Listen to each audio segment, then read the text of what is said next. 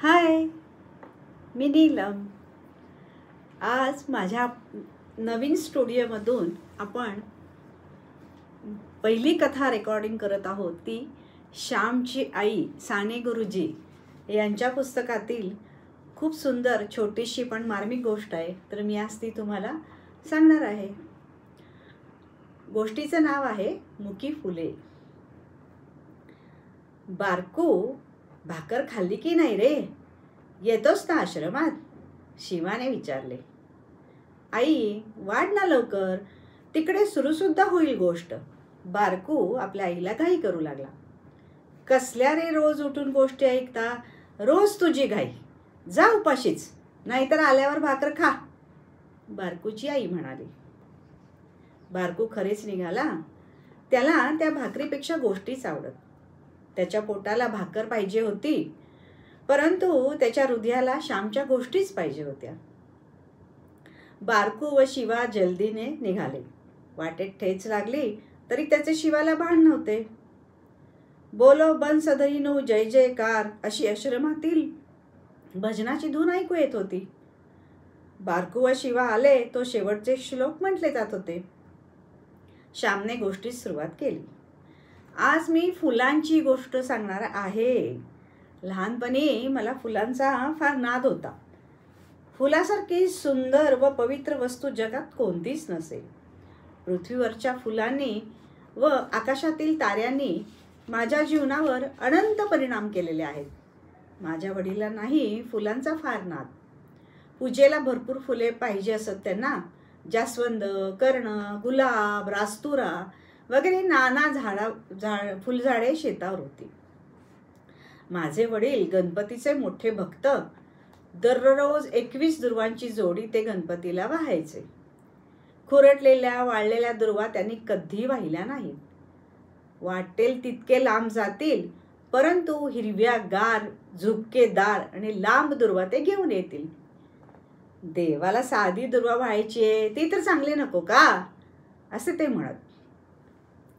माझ्या वडिलांपासून फुलांचे वेड मी घेतले, परंतु आईपासून फुलांवर प्रेम करावयास शिकलो. मी फुलांसाठी पहाटे उठत असे. आमच्या गावात बकुळ वृक्ष पुष्कळ होते. बकुळीची फुले फारच सुंदर व सुवासिक असतात. त्यांच्यात मधही असतो. लहान लहान जणू मोतीच अशी ती दिसतात. लहान लहान बटणेच जणू असे वाटते. बकुळीच्या फुलांच्या मी परड्या भरभरून आणावयाचा. सकाळी फुले जमवून ठेवावयाची व 10 वाजता शाळा सुटून आल्यावर त्याचे हार करायचे. वडील ते देवळातील देवांना नेऊन घालीत. सकाळी बकुळीची मोत्यासारखी फुले जमवायची व सायंकाळी गुलबक्षीची फुले गोळा करायची आणि शाळा सुटताच मी पळत जात असे. दुसऱ्याच्या घरी जाऊन त्यांच्या गुलबक्षीवरची फुले मी आणत असेल, कारण त्यांना थोडीच ती हवी असत. फुलांची आवड आहे कोणाला, देवपूजा कोणाला हवी आहे. देहपूजा करणारे सारे होत आहेत. फुलं तोडून कुणी शेंबड्या नाकात कोंबतील, नाहीतर घामट केसात खोवतील. फुले देवाच्या पूजेसाठी फार तर थोडी तोडावी, नाहीतर ती झाडावर शोभू द्यावी. तेथे ती देवालाच वाहिलेली आहेत.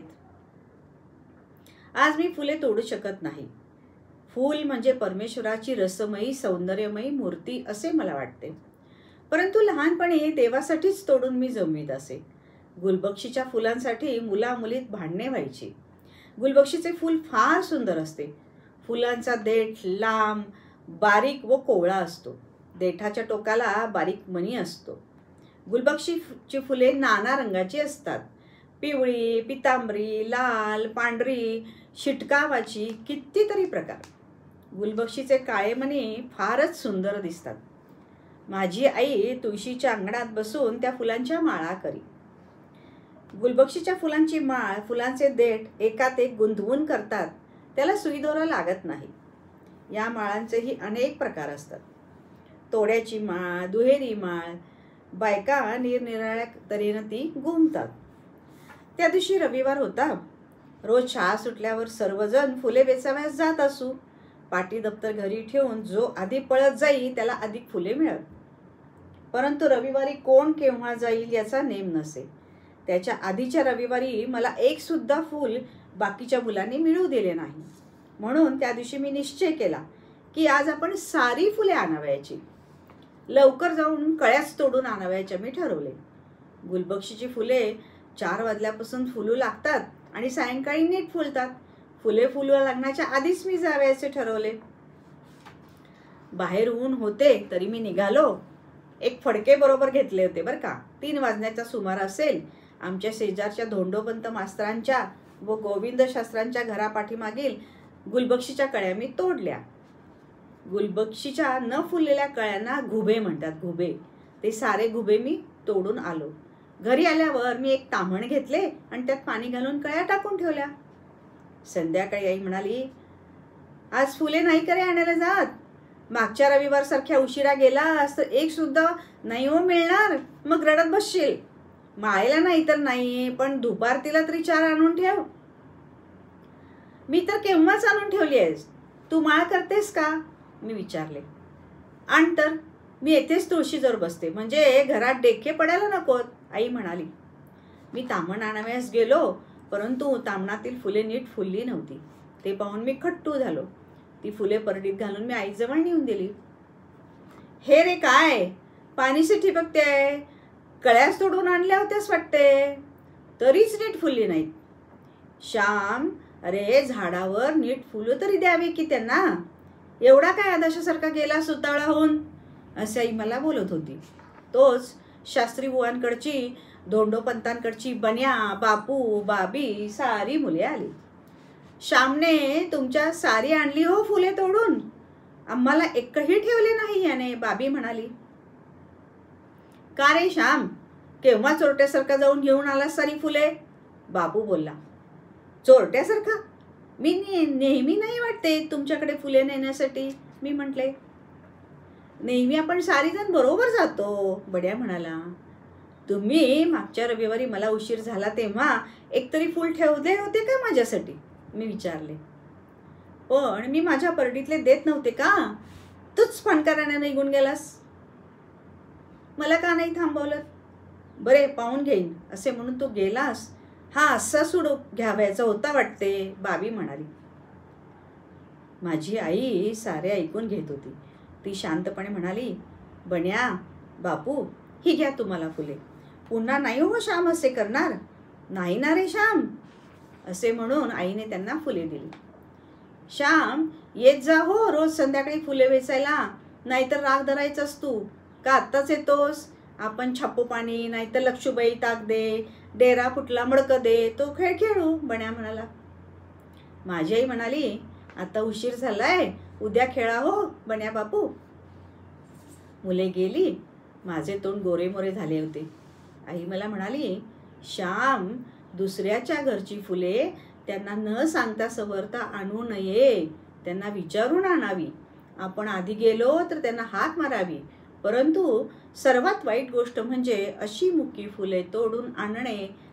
तू अधीर झालास, परंतु पदरात काही पडले नाही. फुलांना झाडावर नीट फुलू द्यावे. बाहेरच्या पाण्यात कळ्या किती वेळ टाकल्या तरी फुलत नाही. आईच्या दुधावर बाळ पोसते तसे बाहेरच्या दुधावर पोसत नाही. घरच्या साध्या अन्नाने जशी पुष्टी येते तशी खानावळ्यातील दुधात तुपानेही येत नाही. झाडे म्हणजे फुलांच्या माता. झाडे कळ्यांना जीवनरस पाजित असतात, त्यांना फुलवतात. झाडांच्या मांडीवरच कळ्या चांगल्या फुलतात. फुले फुलली म्हणजे मग ती देवासाठी आणीत जा. आपल्या देवाला 2 कमी मिळाली तरी चालतील. बन्याच्या घरच्या देवांना मिळाली तरी ती देवांनाच ना. कोठे गेली तरी देवालाच मिळतील. आपल्या घरातील देवांना सारी फुले हवीत असे वाटू नये.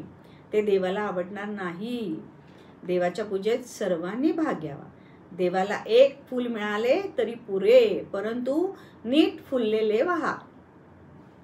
गड्यांनो, अशा खुडून आणलेल्या मुक्या कळ्यांबद्दल मातेलाच वाईट वाटेल. आई आपल्या लहान मुलांना मांडीवर खेळवते, घरात वाढवते व मग त्यांना जगाच्या सेवेस देऊन टाकते. त्याप्रमाणेच फुलझाडे फुलांना वाढवतात, रसमय गंधमय करतात व ती विश्वंभराच्या पूजेस देण्यासाठी तयार असतात. अर्धवट खुडून आणलेल्या कळ्या नीट फुलत नाहीत. अर्धवट कामे नीट फुलत नाहीत, फळत नाहीत, जगात अर्धवट काही नको. जे कराल ते नीटनेटके संपूर्ण यथासांग करा. उशीर लागला तरी हरकत नाही. काहीतरी वेडेवाकडे करण्यापेक्षा न केलेले बरे. माझी आई मला म्हणे, श्याम, मुक्या कळ्या तोडू नको हो, त्यांना फुलाला संधी दे, त्यांना नीट फुलू दे.